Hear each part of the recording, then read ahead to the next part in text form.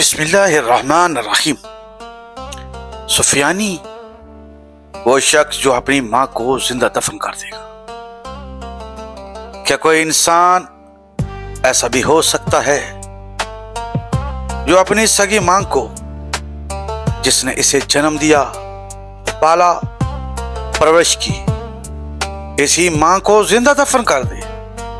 अफसोस, ऐसा शख्स आने वाला है और इसका नाम सुफियानी है। सुफियानी एक ऐसा नाम जो रवायात में जुल्म, सफाकी और फितना का निशान है। अहले बैत अलैहिस्सलाम ने इसके बारे में हमें पहले ही खबरदार कर दिया।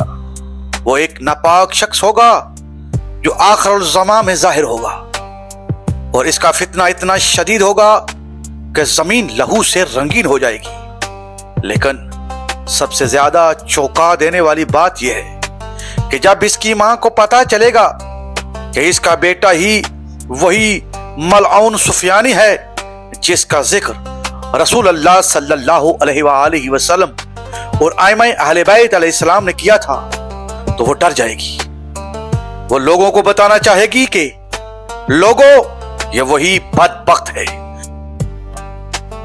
जमीन को खून में नहला देगा। लेकिन सुफियानी अपनी हकीकत छुपाने के लिए, अपने जुल्म को बचाने के लिए वो सबसे कभी अमल करेगा। वो अपनी मां को जिंदा दफन कर देगा।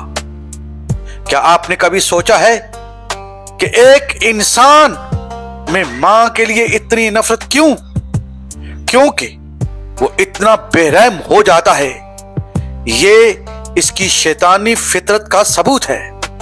ये इसकी अलामत है कि वो हिदायत से कट चुका है और अब सिर्फ जुल्म, फितना और गुमराही का नुमाइंदा है।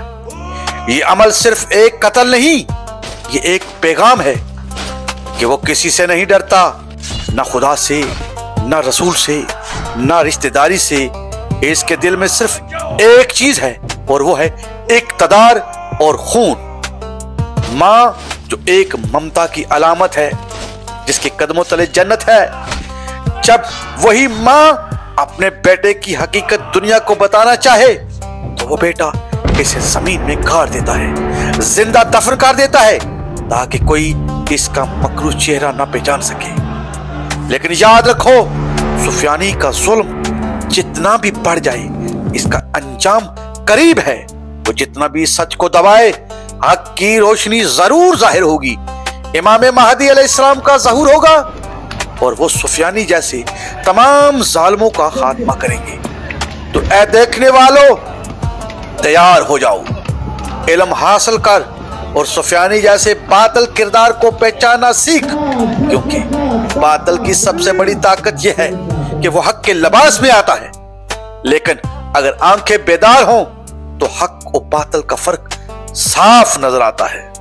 हक के ज़हूर से पहले बातिल का जुल्म शिद्दत पकड़ेगा, लेकिन आखिरकार हक गालिब आकर रहेगा। कुल जाउल हक काना ज़ऊक़ल बातिल इन्नल बातिल काना ज़ऊक़ा।